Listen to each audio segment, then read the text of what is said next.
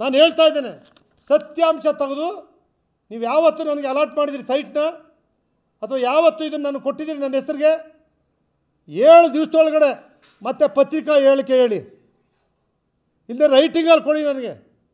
ಪದೇ ಪದೇ ಈ ರೀತಿ ಪ್ರಾಮಾಣಿಕವಾಗಿರ್ತಕ್ಕಂಥವ್ರನ್ನು ಕೂಡ ಮಾನಹಾನಿ ಮಾಡೋಕ್ಕೆ ಹೋಗಬೇಡಿ. ನೀವು ತಿಳ್ಕೊಂಡು ಮಾತಾಡಿ. ಒಬ್ಬ ವ್ಯಕ್ತಿನ ಅಳಿಸಿ, ನಾನು MLA ಆದಮೇಲೆ 50 ವರ್ಷದಿಂದ ಅಥವಾ MLA ಜಿಲ್ಲಾ ಪಂಚಾಯತ್ ಅಧ್ಯಕ್ಷ ಎಲ್ಲ ಇದ್ದೀನಿ.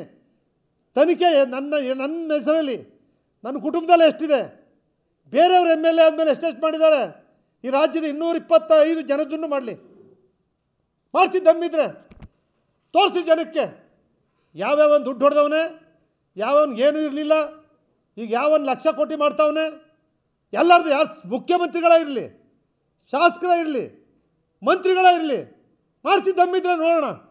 ಅದು ಕೇಂದ್ರ ಸರ್ಕಾರ ಇರಲಿ, ರಾಜ್ಯ ಸರ್ಕಾರ ಇರಲಿ, ಮಾಡಿರಿ. BDAನಲ್ಲಿ ಅಲ್ಲೂ 50 ಕೊಡ್ತೀನಿ, ಇಲ್ಲೂ 50 ಕೊಡ್ತಾರೆ, ಅಲ್ಲೂ ಸೈಟ್ ತಗೊಂಡ್ರೆ ಬದಲಾವಣೆ ಸೈಟ್ ಯಾರು ಮಾಡ್ಕೊಂಡಿಲ್ಲ. ಎಲ್ಲ ಪ್ರಾಮಾಣಿಕರು, ಹರಿಶ್ಚಂದ್ರಗಳೆಲ್ಲ ಮಾತಾಡೋರೆಲ್ಲ ಒಂದೊಂದಾಗಿರುತ್ತೆ ಸಾರ್ವಜನಿಕರಿಗೋಸ್ಕರ. ಅವರು ಸೇರ್ಕೋತಾರೆ ಜೊತೆಗೆ. ಯಾರು ತಪ್ಪು ಮಾಡಿದರೆ, ಮುಖ್ಯಮಂತ್ರಿ ತಪ್ಪು ಮಾಡಿರಲಿ, ಮಂತ್ರಿಗಳು ತಪ್ಪು ಮಾಡಿರಲಿ, ಶಾಸಕ ತಪ್ಪು ಮಾಡಿರಲಿ, ಅದು ಅಧಿಕಾರಿ ತಪ್ಪು ಮಾಡಿರಲಿ, ತಪ್ಪು ಮಾಡ್ತಕ್ಕಂಥವ್ರು ಮೊದಲನೇ ಅಧಿಕಾರಿಗಳು. ಅವ್ರ ಮೇಲೆ ಕ್ರಮನೇ ಕೈಗೊಳ್ಳದೆ ಸಂಬಂಧಪಡದೇ ಇರೋರ ಬಗ್ಗೆ ಮಾತಾಡಿದ್ರೆ ಏನು ಪ್ರಯೋಜನ?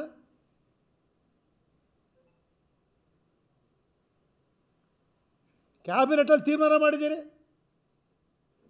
50-50 ಕೊಡಬೇಕು, ಪ್ರಾಧಿಕಾರದಲ್ಲಿ ದುಡ್ಡಿಲ್ಲ ಅಂಥೇಳಿ. ಆ ಪ್ರಕಾರ ಮಾಡ್ತಾ ಇದ್ದಾರೆ. ಯಾರು ಅನ್ಯಾಯ ಮಾಡಿದ್ದಾರೆ, ಬೋಗಸ್ ರೆಕಾರ್ಡ್ ಯಾರು ಮಾಡಿದ್ದಾರೆ,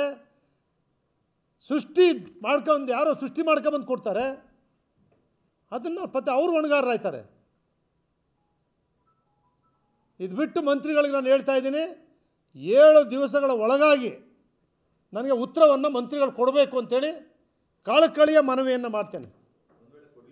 UD ಮಿನಿಸ್ಟ್ರಿಗೆ ಕೊಡದೇ ಇದ್ದರೆ ನಾನೇ ನೋಟಿಸ್ ಕೊಡ್ತೀನಿ.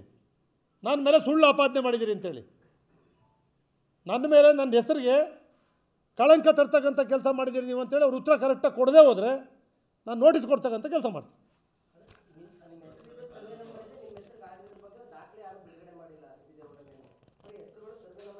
ಒಬ್ಬ ಮಂತ್ರಿಗಳು ನಮ್ಮದೇ ಇರಲಿ, ಬೇರೆ ಯಾರದೇ ಇರಲಿ, ಯಾರ್ದಾರು ಇರಲಿ, ನಾವಾರು ನಮ್ಮ ಹತ್ರ ದಾಖಲಾತಿ ಇರಲ್ಲ. ಆದರೆ ಮಂತ್ರಿಗಳ ಹತ್ರ ಎಲ್ಲ ದಾಖಲಾತಿಗಳು ಇರ್ತದೆ. ದಾಖಲಾತಿ ಇಟ್ಕೊಂಡು ಅದನ್ನು ಅಧ್ಯಯನ ಮಾಡಿ, ಡೇಟ್ ವೆರಿಫಿಕೇಷನ್ ಮಾಡಿ, ಯಾವಾಗ ಕೊಟ್ಟಿದ್ರು, ಯಾವಾಗ ಆಗಿದೆ, ಯಾರು ತಪ್ಪು ಮಾಡಿದ್ದಾರೆ, ಇದನ್ನು ಮಾಡಬೇಕಲ್ವ.